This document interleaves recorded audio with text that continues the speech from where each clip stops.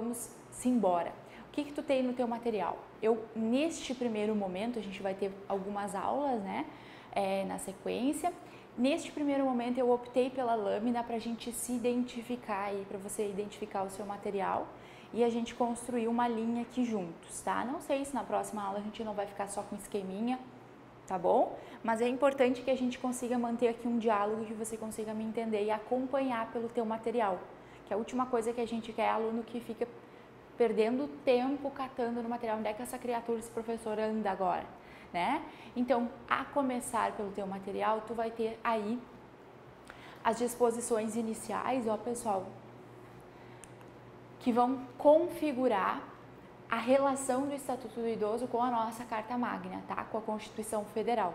Na sequência, vocês vão ter a nossa pequena ementa da aula, ou plano programático, onde eu comento com vocês, então, que nós vamos começar pelo Estatuto do Idoso e vamos trabalhar de forma conjunta esta leizinha que eu comentei com vocês, que é de 2017, que alterou vários institutos, 3 artigos especificamente do Estatuto do Idoso. Acerca do que, Jéssica? Acerca da idade. Ah, mas não é idoso maior de 60 anos, mas agora nós temos um instituto chamado Prioridade Especial, entendeu? E aí é bacana para cair na tua prova, porque ainda é recente, ainda é 2017. E justamente pelas bancas conhecerem do aluno que muitas vezes não atualiza esse tipo de disciplina, né? Acabam pedindo justamente aquilo que foi alterado, tá bom? E na sequência, pessoal, num segundo momento, nós vamos trabalhar então a Política Nacional do Idoso e o seu decreto regulamentador. Essa Política Nacional do Idoso é mais uma instrumentalização dos objetivos afirmados pelo Estatuto. A gente vai ver, eu sempre brinco nas aulas, que todo o Estatuto é uma receita de bolo, ou uma receita de miojo, né? Porque cozinhar é uma coisa bem difícil para mim, não sei para ti, né? Então é uma receita de miojo, é tão fácil que é. A gente vai observar que a estrutura do Estatuto vem disposições preliminares, vem direitos fundamentais, algumas medidas de proteção, algumas infrações, alguns crimes com relação a essas populações. Nós vamos ter a atuação de entidades de acolhimento. Geralmente o capítulo de entidades pode aparecer aqui ou mais no final. Aí vem a fiscalização das entidades de acolhimento a essa população e as disposições finais e transitórias. Todos os estatutos têm mais ou menos esta formatação. Vem Estatuto do Idoso, vem ECA, vem Igualdade Racial, vem PCD, mais ou menos essa formatação. Então, é uma receitinha. A gente vai ter um conjunto, as premissas, as disposições iniciais ou preliminares são as premissas, quer dizer, aquelas orientações que tu vai ter que carregar mesmo para entender os demais artigos. Geralmente, aqui nas disposições preliminares, a gente vai encontrar os princípios. Eita, princípios. Que nós vamos comentar pontuais aqui quais são os princípios para compreender o Estatuto do Idoso, então os princípios dos direitos dos idosos aqui para nós, né, que são muito semelhantes, se você já estudou o Estatuto da Criança e Adolescente, são muito semelhantes. A gente vai trabalhar a proteção integral, a prioridade à primazia de atendimento, né, então vai facilitar muito a tua vida. A gente vai aqui reforçar. E para ti que está começando pelo Estatuto do Idoso, vai ver que não tem nível de dificuldade muito grande não, bem de boas, bem tranquilo, tá? Nessa estruturação, deste ponto em diante, assegurar direitos e garantias fundamentais e estruturar de que forma esses direitos vão ser instrumentalizados. Aí nós temos a política das medidas protetivas, a política da institucionalização ou abrigamento, né, que a gente vai chamar de casa-lar, as instituições de abrigamento dos idosos. Então, tudo isso, gente, são normas mais direcionais. Muitas delas precisam, vocês vão ver na leitura, que carecem de uma instrumentalização. E a Política Nacional do Idoso é uma política de apologia à disseminação desses direitos. É como quando lançaram em 1990 o CDC, que eu brinco, né? Que quando da sanção da Lei de Proteção ao Consumidor, eles distribuíam as cartilhas do consumidor nas ruas, nas lojas, né? Nos sindicatos de lojistas. grudava, tacava na cara do consumidor mesmo para que ele se empoderasse daquele instrumento normativo. E da mesma forma, a Política Nacional do Idoso, ela vai nos mostrar caminhos e vai fomentar a disseminação dessas disposições normativas, tá bom? Então, daí a importância de nós trabalharmos em um segundo momento também a política nacional. Ela é extensa, mas a gente vai organizar a política nacional, vamos fazer aí os nossos esquemas e apontamentos e na sequência o seu decreto. Fechou, pessoal? Então, dito isto, essa introdução, para que realmente tu se identifique aí, né, se localize no teu materialzinho. Este é o terceiro ou quarto slide aí. E agora, pessoal, a gente retoma então do segundo slide, né? A contar da capa. Quando nós comentamos aqui então da interconexão do direito do idoso com a Constituição Federal.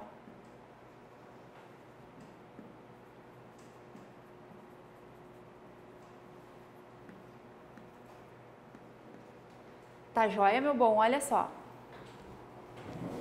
Preste atenção comigo. Nós temos que todo o estatuto, como eu falei para vocês, ele vai ter o objetivo de organizar, sistematizar, né, um conjunto de normas, de regras de proteção a determinada população. Então, aqui nós vamos ver, daqui a pouquinho, já no primeiro artigo do estatuto, ó, o objetivo geral, né? A inclusão, a regulamentação e a inclusão do idoso na sociedade civil como pessoa ainda plenamente e absolutamente capaz, que essa é a grande proposta do Estatuto do Idoso. Então, quando a gente fala em estatuto, a gente tem que pensar em regulamentação, em organização normativa de um conjunto de direitos que, por vezes, esse conjunto de direitos, eles são atribuídos a toda a população. Vocês vão ver aqui os direitos fundamentais, a vida, a saúde, a segurança, a liberdade, o respeito e dignidade. Você vai pensar, tá, mas todo cidadão brasileiro tem esses direitos, são direitos fundamentais. Sim, mas é um conjunto de direitos especificamente aplicados ao caso desta população, então as suas características inerentes, ok? Então, observar e regular um conjunto de direitos à população idosa,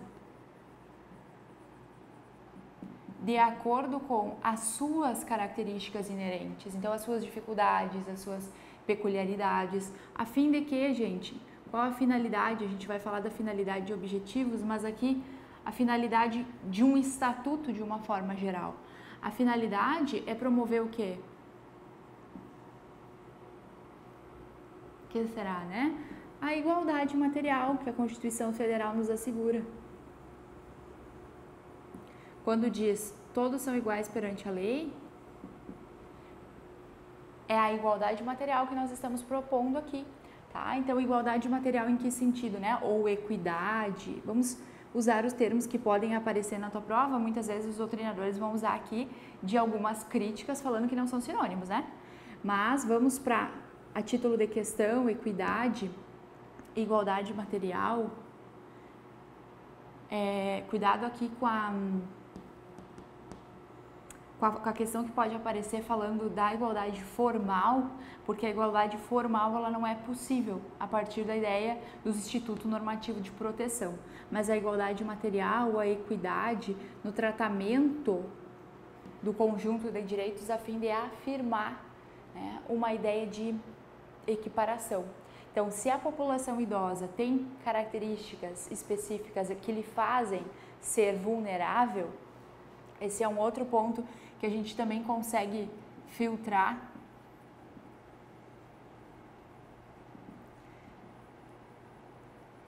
Até vou colocar o seguinte.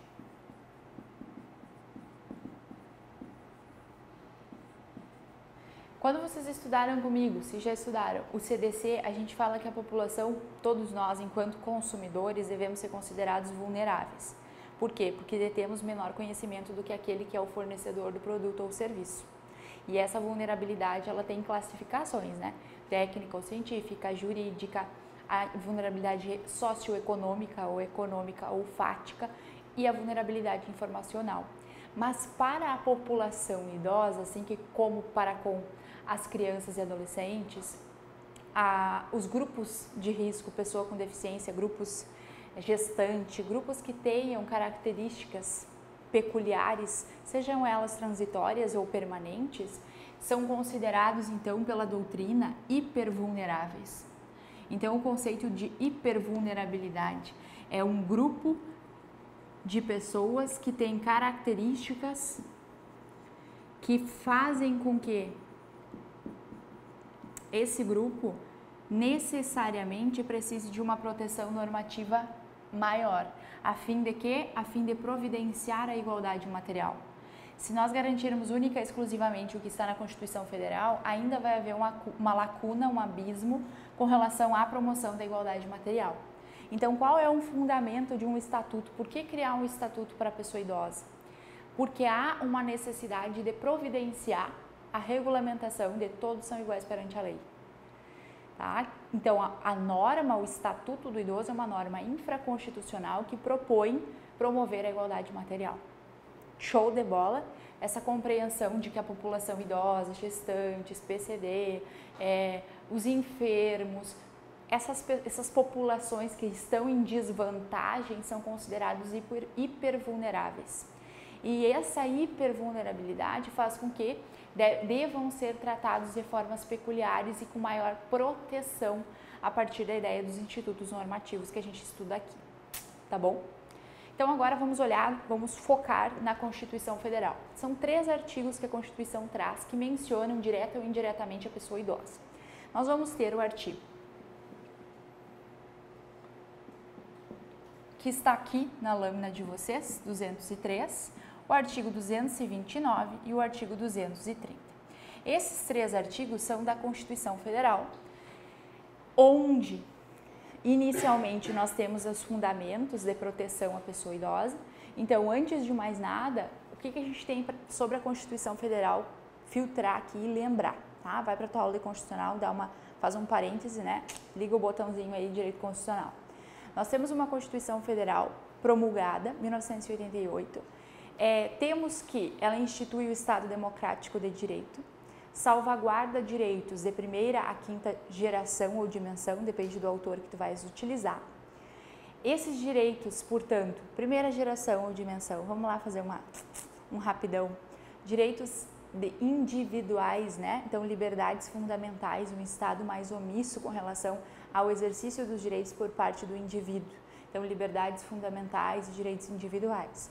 Direitos de segunda dimensão ou geração, os direitos sociais. Então, o Estatuto do Idoso, ele visa promover os direitos de ordem individual e os direitos sociais, porque nós vamos trabalhar aqui também o direito à saúde, o direito à cultura, ao esporte, ao lazer, o direito à profissionalização e à mantença do idoso no mercado de trabalho. Então, ainda ligados aos direitos de primeira e segunda geração. Só para fechar o teu parênteses, os direitos de terceira geração são o que mesmo para ti que está estudando constitucional? São os direitos difusos, coletivos ou individuais homogêneos, né? Onde entra o meio ambiente e o direito do consumidor. Quarta geração ou dimensão, os direitos ligados à engenharia genética, bioética, não é? E os últimos direitos, chamados direitos de quinta geração ou dimensão, que estão sendo ainda implementados, né? E ainda pouco conhecidos, porque somos todos um pouquinho vulneráveis nesse campo, são os direitos ligados à cibernética. Então, estudamos hoje, né? O meu mestrado, ele envolve o estudo da sociedade em rede, e essa sociedade em rede, tanto sociedade que tem relação aí com o direito internacional, a sociedade que aprende com o direito do país estrangeiro, então essa interconexão de saberes, quanto a sociedade em rede mesmo de computadores, que o Manuel Castells fala que rede de conhecimento, é rede de entrelaçamento, né? Então, também ainda somos um pouco aventureiros nesse sentido, nos falta ao direito, aos operadores, o direito a algum empoderamento técnico nesta área, e alguns mestrados acadêmicos, como foi o meu, já estão aí estudando e debatendo acerca do que nos falta e do que temos a título de instrumento normativo. né? Então é bacana que você compreenda que essa quinta geração de direitos ainda está aí se formando, se formatando do ponto de vista jurídico, a ponto que o direito é uma ciência social que responde ao mundo dos fatos, né? Então precisamos aguardar, não de braços cruzados, mas de forma quanto operadores, né? De forma aí a exigir e contemplar a mantença dos direitos fundamentais também nesse sentido, nesse prisma aí de cibernética, né? Um cyberespaço. Tá bom, gente? Então fizemos esse parêntese, fechamos o parêntese. O direito constitucional ele pulsa às vezes, eu preciso conversar um pouquinho sobre ele. Então nós temos que cenário aqui? Nós temos um cenário de uma Constituição democrática de direito que emerge do ponto de vista a garantir, né? Qual é o objetivo? Garantir um conjunto de direitos fundamentais e um conjunto de direitos sociais fundamentais. Então nós temos os direitos individuais, as liberdades e temos os direitos sociais pulsantes aqui. Eu falo que do ponto de vista internacional, a gente tem uma evolução muito grande na proteção dos direitos humanos. E hoje, mais do que nunca, nós estamos aí vivendo uma sociedade, uma realidade social de internalização do direito internacional. Como isso, Jéssica? Do que tu está falando, né? Eu estou falando da constitucionalização dos direitos humanos. Para quem está aí estudando a fundo constitucional, vê os movimentos, né, o neoconstitucionalismo ou o novo constitucionalismo, a partir do autor que tu usas, tu vai observar que a ideia da internalização dos direitos humanos, ela funciona como uma diretriz para todas as áreas do direito, em especial para ti, operador do direito, no processo civil. Então, aí você vai pensar, isso do ponto de vista prático, o que isso me influencia? Influencia em tudo, influencia na tua fundamentação jurídica da tua tese, influencia na tua compreensão da questão da resolução do teu concurso. Tá? Instituir, do ponto de vista nacional, da soberania do Estado, da organização normativa que a Constituição nos impõe, né, a ideia da supremacia dos direitos humanos, a partir de qualquer ótica, compreender os direitos humanos. Então, quando nós falamos que a Constituição Federal para o Estatuto do Idoso é nosso marco zero, eu não estou te dizendo que não exista, do ponto de vista internacional, uma evolução na garantia dos direitos fundamentais. Muito pelo contrário, como diz lá no interior, muito pelo contrário. Gente, a Constituição Federal e a estrutura do direito normativo brasileiro se inspira em convenções, declarações e organização internacional de forma geral. Então, nós temos um caminho de salvaguarda dos direitos humanos e da internalização, trazer para dentro dos ordenamentos jurídicos os direitos humanos, a fim de que as cartas, as constituições federais internalizem os seus valores. E aí nós vamos viver esse momento que estamos vivendo, né, que é um novo constitucionalismo, um neoconstitucionalismo, trazer a conexão dos direitos humanos e efetivação dos direitos humanos, ou seja, efetivar os direitos fundamentais. Porque os direitos fundamentais, vamos falar no populacho, né, são a internalização dos direitos humanos apropriados à realidade de cada Estado de acordo com a soberania estatal imposta pela Constituição.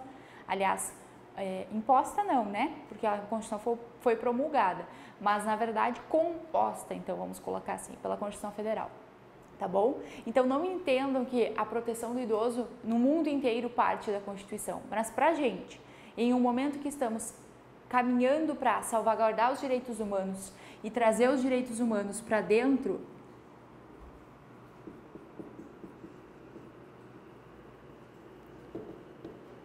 neoconstitucionalismo, novo constitucionalismo, né, vai do autor que você vai usar. Uma das minhas orientadoras do mestrado, a professora Valéria Ribas, faz pós-doc com o professor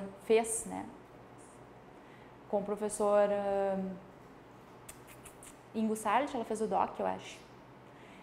E constitucionalista, o Ingo, né? Adoro o Ingo, adoro a leitura dele, o texto dele flui. E a professora Valéria gosta e se apropria do termo neoconstitucionalismo. Então, usando do termo neo, eu me aproprio aqui também, como boa orientada que fui, e cunhamos, então, essa ideia de fazer valer os direitos humanos internamente. Fazer valer os direitos humanos tende a carregar a ideia de sobrelevar, de elevar os direitos fundamentais. Show de bola? Então agora caminhamos para a nossa Constituição Federal e vamos conversar um pouquinho com relação à assistência social e a ideia de manter a dignidade neste período aí de terceira idade, que a gente gosta de colocar, né? No período em que os maiores de 60 anos se tornam, então, hipervulneráveis no sistema. Então, em compreender, gente, que aqui nós estamos falando de assistência social, né? Fazendo um parêntese mesmo com relação ao nosso sistema previdenciário e assistenciário, ao seguro social, né? O direito da Seguridade Social. Então, nós temos essa bifurcação, essa dicotomia, divisão, dois lados de uma mesma moeda, e aqui eu peço realmente vênia aos professores de direito previdenciário, né? Tiro o meu chapéu. Mas, a grosso modo, a título de compreensão deste artigo em específico, faço uma ressalva quanto ao nosso direito da Seguridade Social, que temos, então, essas duas faces de uma mesma moeda, a assistência e a previdência. Então, veja, a assistência social, do ponto de vista dos princípios do direito previdenciário, sobretudo do princípio da solidariedade, que impera lá no direito previdenciário, nós temos que o sistema contributivo da Seguridade Social dá ao idoso e à pessoa com deficiência, ele não está sozinho nessa lógica, o direito a um benefício em caso de não ter condições de manter a sua subsistência. Então, nós temos a assistência social como uma das áreas da Seguridade que independe de contribuição previdenciária, né? Você sabe que estuda aí, tá bom, concurseiro, né? Mas a contribuição previdenciária, ela é única e exclusivamente para aqueles ligados à Previdência Social, que receberão seus benefícios ao fim lá da contribuição, né, do período, computadas as carências. E aqui nós estamos na assistência, na outra face da moeda, em que não necessariamente, aliás, não é requisito a contribuição, mas sim é um imperativo pelos princípios do próprio direito previdenciário, ou melhor, o direito da Seguridade Social, né, que todos nós tenhamos esse direito aqui implícito, o direito à assistência social. Então, o direito à assistência social, gente, é do benefício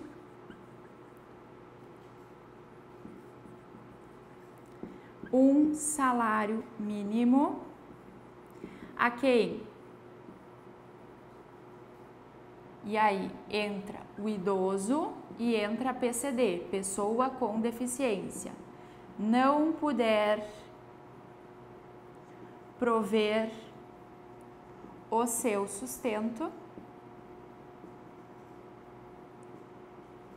E aí coloca mesmo, a grosso modo mesmo, nem tê-lo provido por sua família.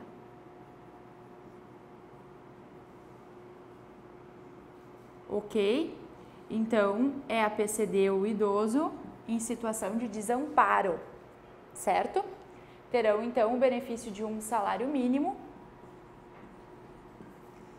que nós vamos ver na Lei Orgânica de Assistência Social, antiga LOAS, você que estuda previdenciário aí, né?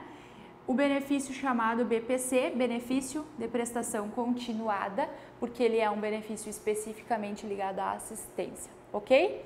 Isso a gente vai falar ao longo do Estatuto, mas vamos priorizar aqui, porque aqui já está falando a própria Constituição Federal. Assistência é prestada a quem dela necessitar, independe de contribuição, a assistência. E quais são os objetivos ligados à pessoa idosa e à PCD? A garantia de um salário mínimo de benefício mensal. Aqui entra, gente, a PCD, ainda a Constituição, né, não se adequou ao termo novo, que já é pessoa com deficiência e não mais pessoa portadora, a partir do Estatuto da Pessoa com Deficiência de 2015, que nós também trabalhamos aqui no Papa, se cair no teu concurso, ó, vamos trabalhar. E ao idoso, só que aí nós temos o requisito geral, né, que não possui meios para prover a sua subsistência, nem tê-lo mantida, provida por sua família, certo, gente? Então, é o idoso, a pessoa com deficiência em situação de desamparo, ok? Não é para todo e qualquer idoso aí, cheio da bufunfa por ele casa na praia, tá? Esse não. Gente, na sequência, o artigo 229 e 230 também traz alguns direitos e deveres com relação à pessoa idosa. O 229, vamos colocando aqui na sequência, tá? Vai anotando aí bonitinho no teu material um esqueminha. para tu depois não voltar e ler todas essas lâminas, né? Tu vai lá ponto a ponto dos artigos. O 229 vai trazer o dever de amparo. E esse dever de amparo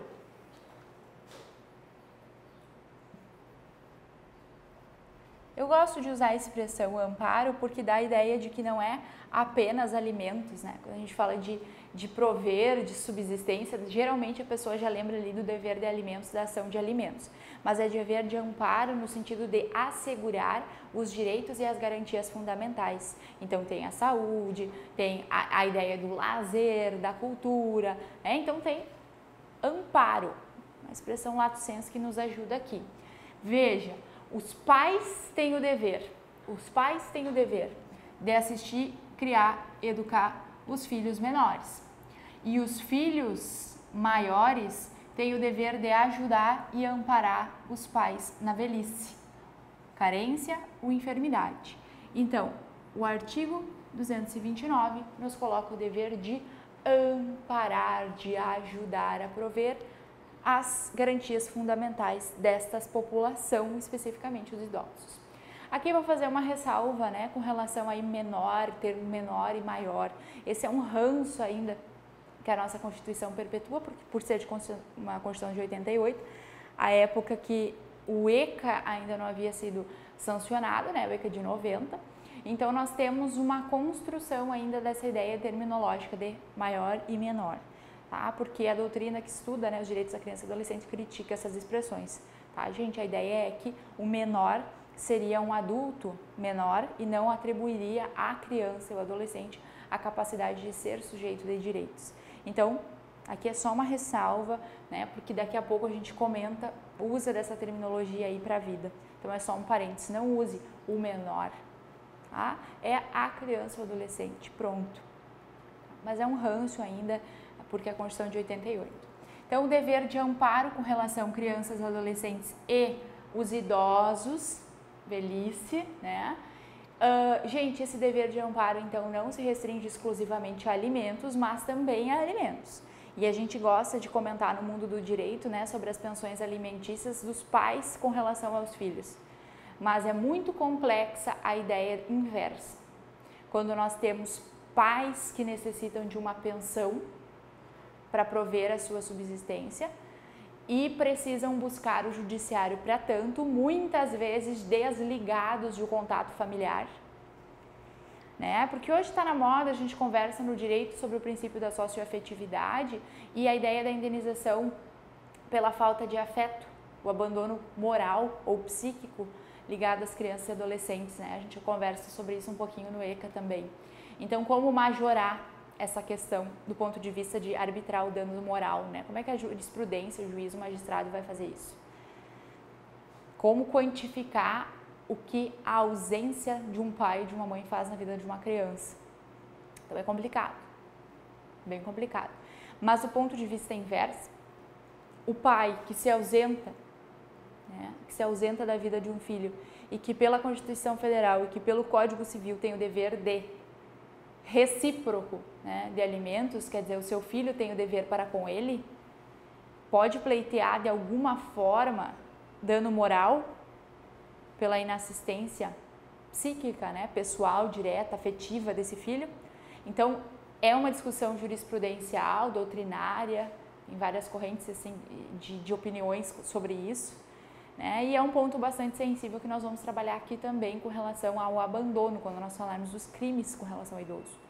Tá? Então é só uma pincelada aqui, é uma jogada aí para ti, né? Talvez tenha vivenciado ou tenha conhecimento de uma situação, de um amigo, de um vizinho que esteja vivendo isso, nunca teve contato com o genitor e agora o genitor apareceu pedindo pensão de alimentos, né? Então bem complicado também. Claro que na outra ponta da relação nós temos uma quantidade imensa de velhinhos, né? De pessoas com mais de 60 anos que estão abandonados. E aí nós vamos conversar sobre essa situação também, quais são as autoridades responsáveis pela fiscalização nesse caso. Certo, gente? Então o dever de amparo está aqui no 229 da Constituição. E o 230? Bom, o 230 ele é taxativo, ele traz mesmo idoso, tá falando pro idoso. Então ele veio a família, a sociedade e o Estado. Então quando tu vai anotar aí no 230, tu vai colocar assim, ó, quem são os entes? Assegurar direitos, né? A gente disse que o estatuto visa assegurar direitos. Quem que vai assegurar? Então, tu coloca bem direitinho mesmo para tu lembrar. Quem são os cooperados, os entes que vão assegurar esse conjunto de direitos aí à pessoa idosa? Então, a gente já tem aqui o princípio da cooperação. Olha os princípios do ECA aparecendo aqui, né? Princípio da cooperação. Tu já pode anotar até mesmo, fazer um balãozinho.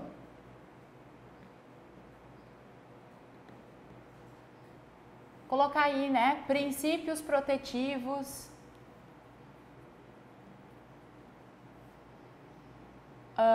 aos idosos, princípios protetivos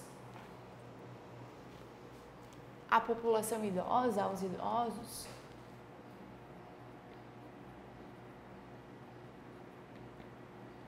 Ok? Idosa. Aí tu vai fazer aí um balãozinho e vai numerando. O primeiro deles, princípio da cooperação. Por que, Jéssica? O que é isso? Os entes que vão efetivar os direitos. Quem são, de acordo com a Constituição Federal, é a família, a sociedade e o Estado. De acordo com o Estatuto do Idoso, nós vamos ver que é a família, a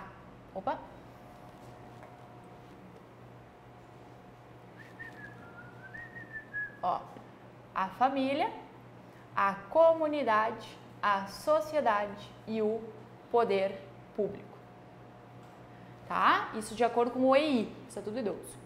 Então, faça essas observações, vai construindo a tua tabelinha à parte aí, né? Coloca um balãozinho e vai, princípios, pra gente ir elencando eles um abaixo do outro. Então, no 230 vem o princípio da cooperação, falando que os entes são família, tá aqui, bonitinho, família, a sociedade e o Estado. Assegurar quem? As pessoas idosas. Assegurar o quê? Número 1, quais são os direitos que estão sendo assegurados? Coloca aí, vou apagar aqui o BPC, tá, gente? Espero que tu já tenha te organizado aqui quanto em relação ao 203, ó, vou apagar. Pra gente construir o resuminho do 230.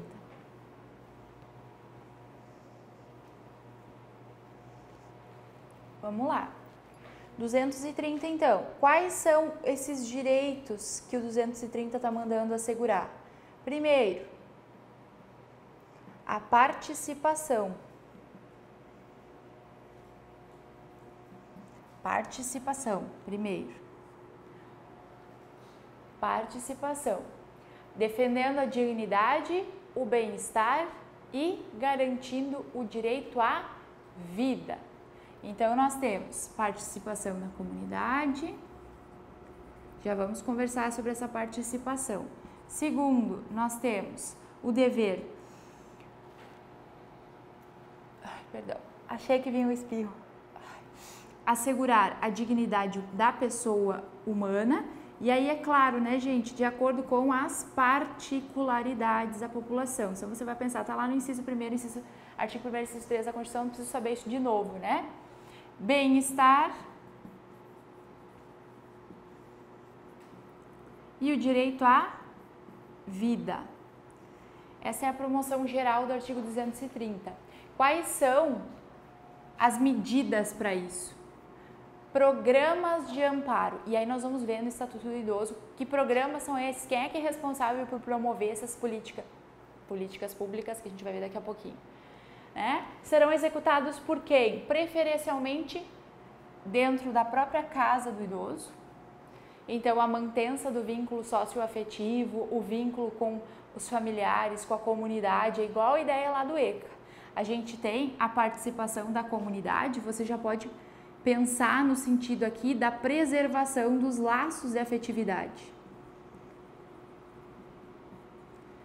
toda vez que o idoso... Por que isso é importante, Jéssica? Porque na situação concreta, quando a autoridade for decidir ali por uma medida protetiva ao idoso, sempre irá decidir por aquela que dá ao idoso uma condição de permanência maior junto à sua família, junto à sua comunidade.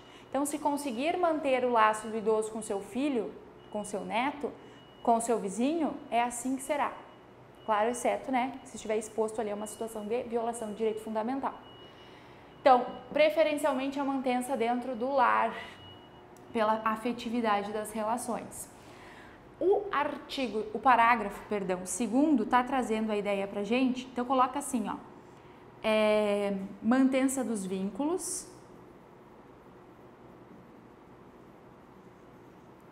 familiares e comunitários. Família, comunidade. O parágrafo segundo está trazendo o direito a transporte gratuito. Transporte público gratuito. Para quem? Para os maiores de 65 anos. E aí tu vai colocar o seguinte aí do lado, já anota agora, para já não esquecer nunca mais. Maior de 65 anos é assegurada a gratuidade no transporte pela Constituição. Mas, já coloca assim, ó, o Estatuto do Idoso assegura que aos maiores de 60 anos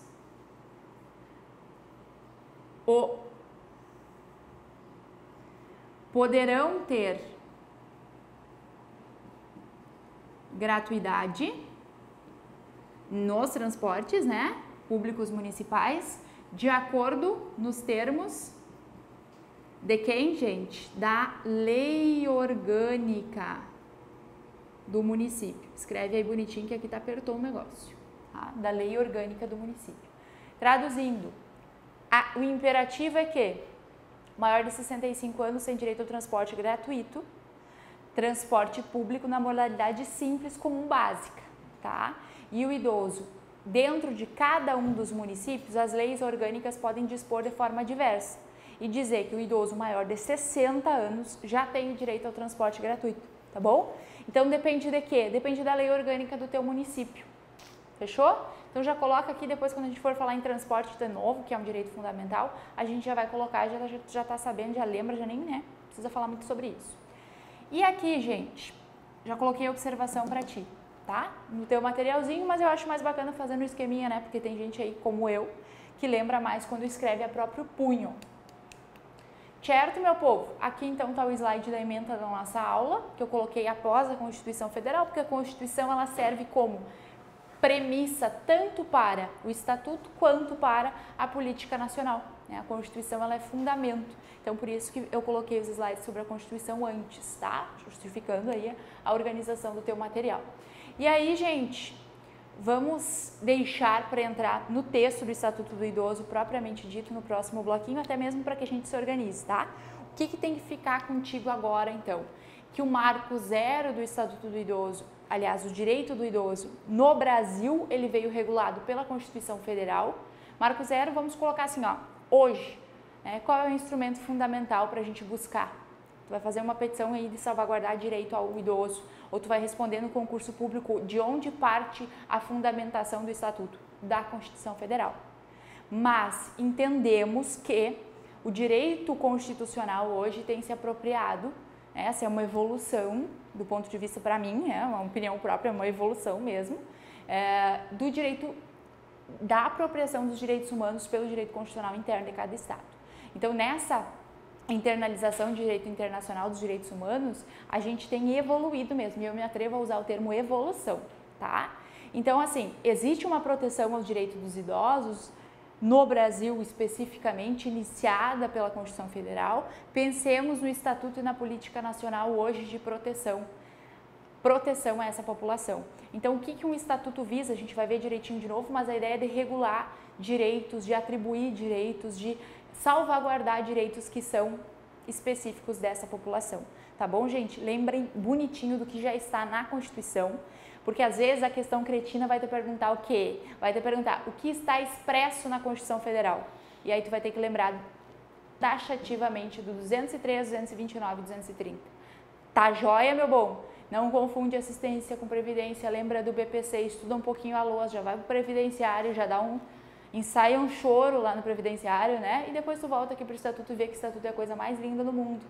Não é assim? Estatuto é muito fácil. Agora a gente vai aqui fazer o nosso resuminho, vamos pontuar aquilo que é mais importante, mas vamos ver a integralidade para tu se tornar um expert e nunca mais errar a questão de estatuto nessa vida, tá bom? Então não sai daí, vai fazer o teu cafezinho, mas volte, tá? Voltaremos. Até mais, gente.